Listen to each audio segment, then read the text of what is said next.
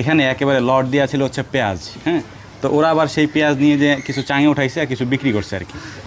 তো তখন ওরা বলছিল যে ভাই বা কাকা কী খাওয়াবেন আমাদেরকে স্পেশাল কিছু খাওয়ান, হ্যাঁ।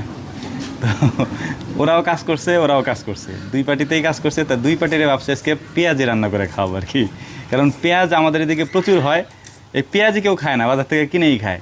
তো আমরা আজকে চিন্তা করছি ওরা যেহেতু গতকালকেও কাজ করছে আর ওরা তো 3-4 দিন ধরে করতেছে এই পেঁয়াজ ওঠানো নামানোর কাজ, তো এই পেঁয়াজই আজকে আমরা ভাজি করবো আর কি, মানে ভাজবো পেঁয়াজু যেটা আর কি। তো সব কিছু আমরা এখানে নিয়ে আসছি, এখন আমাদের ভাজার কাজটা আমরা করে ফেলবো ইনশাআল্লাহ। তো প্রথমে আমরা এখান থেকে পেঁয়াজ দেবো, যদিও এত পেঁয়াজ তো দেওয়া সম্ভব না, আমরা কমাই দিব আর কি। বিসমিল্লাহ। কী পরিমাণ পেঁয়াজ কাটছিস তোরা, বাপ রে, গামলা টামলা সব ভরে লেছে, এত খাওয়া যায়? আমাদের 3-4টা টিম ভাগ করে আমরা কাজ করি। যেমন ধরেন পাথারে আমরা এক টিম যায় কাজ করি, আবার খামারে এক টিম এসে কাজ করে, আবার আমাদের এখানে একটা কারখানা আছে ছোটোখাটো, ওই